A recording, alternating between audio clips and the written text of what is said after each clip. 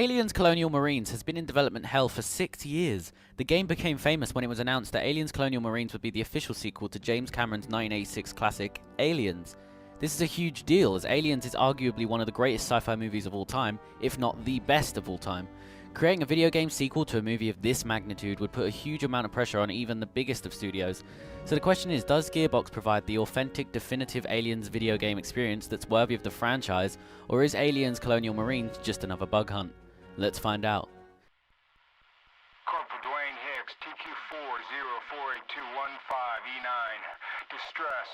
My unit has suffered immense casualties on LV-426 and requests immediate assistance aboard the USS Sulaco. The story in Aliens Colonial Marines begins with Corporal Hicks sending out a distress signal from the USS Sulaco, calling in the Marines for help after the events of Aliens. As you know, Marines never leave other Marines behind, so a squad is quickly sent in to investigate. Your character, Corporal Christopher Winters, his squad, and an android called Bishop must go aboard the Sulaco and find out what exactly happened. Quickly, everything goes wrong and Xenos are found aboard, with the evil Weyland-Yutani Corporation there too, conducting their own shady investigations. Soon after, you will land on LV-426 and realise that things can indeed get worse. The story in Aliens Colonial Marines is, in short, a spit in the face to every Aliens fan unfortunate enough to play this game. It's terrible in every single aspect. The story completely messes with the lore of the original movies. How has the Sulaco managed to move from the prison planet Fury from Alien 3 back to LV-426? When did Hicks ever send out a distress signal in Aliens? And why the hell is there xenomorphs aboard the Sulaco? All these questions and more are never explained. It's just as if the game is just saying, this is how it is, so deal with it. The worst part is that the narrative in Aliens Colonial Marines has been declared officially canon thanks to 20th Century Fox. Well, I say hell, if this is canon, why not just make AVP Requiem canon too while you're at it? Your character Corporal Winters is a bland, uninteresting fellow who you will not care about throughout your entire playthrough, and all the Marines in your squad have no defining qualities and are as generic as ever. The game even has a twist towards the end that just completely craps all over the Aliens franchise and is completely and utterly stupid. It raises so many questions but leaves them all unanswered. Every part of this game's story is full of so many plot holes and put together in such an uninteresting way that playing through the game is like a chore, which games should never ever be. We don't leave Marines behind. Over the next 2 hours, we're gonna send a series of dropships over to aid with Kazovac on the USS Sulaco. Sir, the Sulaco was reported last seen over Fury 161. How is it back over this planet? Lieutenant Reed, thanks for the interruption. We don't know how that boat got back here. Right now, we're worried about what's killing our Marines in there. This is a liquid situation. Information to follow as it comes online. Ready up. Good hunting, Marines. Hoorah, Dash! Hoorah! The graphics in Aliens Colonial Marines are embarrassing. For 6 years in development, I was at least expecting just a little more than PS2 era graphics. Now don't get me wrong, the art direction and the attention to detail on each location from the movie is astonishing and can trigger many nostalgic memories, but that's all the game's graphics department has going for it. Environments are bland looking and textures take a long time to load and sometimes do not even appear to be there. The character models are seriously dated, with facial animations looking the worst I've ever seen. The Xenos are badly detailed and look like black blobs scuttling towards you. Basically everything in this game looks dated and unfinished. What's worse is the technical problems. There are glitches to be found in every single level. Enemies phase into walls quite often and bodies sometimes fly skywards at random moments. In short, the game just seems broken. This is the first game I have played where they even failed to create working cutscenes. There is so much screen tearing in it, it makes even these parts of the game unbearable to sit through. How in the hell do you mess up cutscenes? You make a fucking sound, and your brains are what they find in the garbage tomorrow. Not if you understand, asshole. Belle, lie down on the table.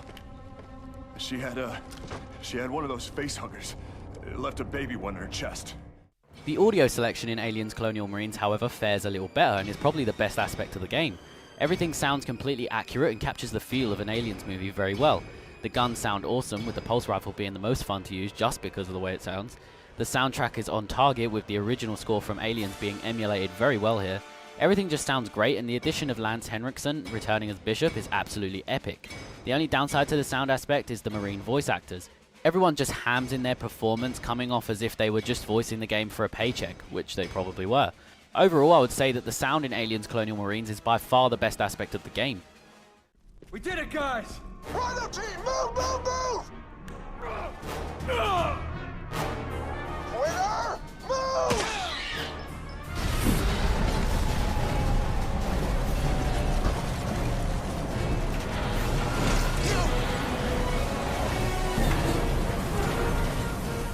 on, reach!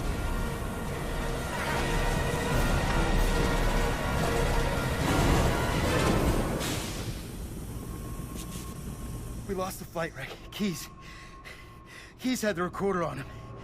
It was all for nothing. Well, we're not dead. So, you know, there's that. The gameplay in Aliens Colonial Marines is just your generic shooter fare. You will use many different weapons to dispatch many foes, including Xenos and humans, throughout the game, and you level up as you go. It's all very standard and boring, and the game never does anything to spice it up. The shooting mechanics are serviceable but not great, with most guns being fairly annoying to use due to their inaccuracy. In fact, the only gun I really used continuously throughout the campaign was the pulse rifle because it's awesome. The game isn't scary at all. It removes all suspense there could have been by just continuously throwing more and more enemies your way in open spaces. Not once did I ever need to use my motion tracker, not once did I ever feel threatened by the Xenos. The only part of the game where there was a legitimate suspense was in the underground sewer level where your guns are removed and you have to maneuver your character through a maze of tunnels filled with this husk type of xenomorph. These husks can only smell and hear you, so you have to be silent to get around them. This one level had me on the edge of my seat, but that's all the game has to offer in terms of horror. Every single other level is just another mediocre shooting gallery. Speaking of the Xenos, this game has the worst AI I've ever seen. I thought Battleship was bad, but this is a whole new level of awful. The aliens never work together and never use any other tactic apart from running straight towards your bullets. The Xenos are supposed to be threatening and scary, but in Aliens Colonial Marines they just come off as retarded bugs looking for a hug. The awfulness doesn't stop there though. Oh no, this is just the beginning. The AI for the humans is awful too. They just stand there and shoot blindly, not seeming to care about the fact you are shooting them in the face. When you're in a scenario involving both human enemies and the Xenos, it's quite comical just to watch them try to fight each other. I almost feel kind of sorry for them. Friendly AI is bad too, offering no help whatsoever. You would honestly be better off alone. There is some customization options available in the game where you can change the attachments and style of every gun, but it all comes off a little weird. This is Aliens and not Call of Duty. Putting a red dot sight, silencer and a camo on a pulse rifle should be considered illegal. I think the customization options available were a nice thought, but they just don't fit in with this franchise. One final thing, the last boss fight at the end of the single player completely sucks and doesn't provide a challenge in any way. You honestly just press a few buttons and that's it. It may as well have been not included, as you probably wouldn't even notice.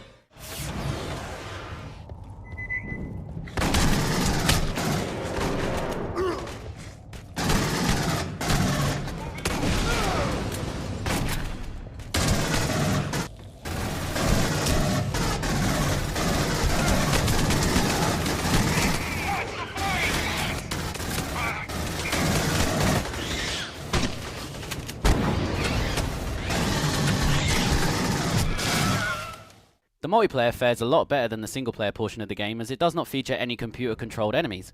Basically there are 4 modes where it's Marines versus Xenos in matches of 4v4. Yes, that's right, you get to play as the Xenomorphs in multiplayer, which even though the movement is a little clunky can be a lot of fun thanks to the different game modes. The first mode is straight up team deathmatch, which is what you'd expect. 2 teams, one consisting of Marines and one of Xenos, must fight continuously until the overall score is reached. It's quite fun, but not anything new or innovative at all. The second mode is extermination, where the Marines are tasked with arming various amounts of explosives to wipe out xenomorph clusters. The aliens must defend them. This game mode is surprisingly a lot of fun and actually requires you to talk to your teammates and plan your next move. The third is escape, where the Marines must escape through xenomorph infested territory, but the catch is that if you are killed you cannot respawn, so you'll have to rely on the teammates in your team to look after you and revive you. This mode is actually my favourite of the bunch, as it really requires you to work as a team and use your motion trackers. It actually is very suspenseful, and one match in this mode will provide you with more adrenaline than the whole single player campaign. Lastly, we have Survivor mode, where Marines must survive an unrelenting xenomorph attack as the timer runs down. This mode is a lot of fun playing as the Marines, as you continuously have to be on your guard and protect your area at all costs. Playing as a Xeno on the other hand is a lesser experience, as you will die a lot. Not because you are less skilled, but more because the maps are badly designed and have many camping spots. Overall, the multiplayer is a lot better than the single player campaign, but I personally think the modes could have been a lot more creative and they could have taken a lot more liberties with this license. Move until those eggs are fried. Man, watch out! There's another one!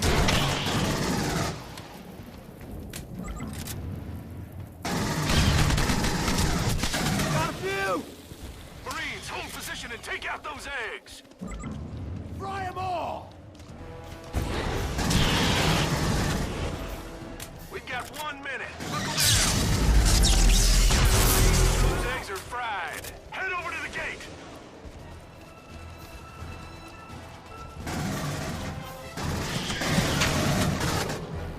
Marines, do not move until those eggs are fried.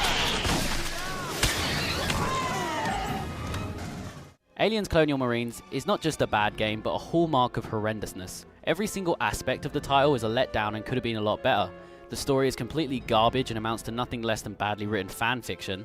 The graphics are last gen and technical problems hamper the experience like the plague. The sound is a redeeming factor, but it does not make up for the rest of the game.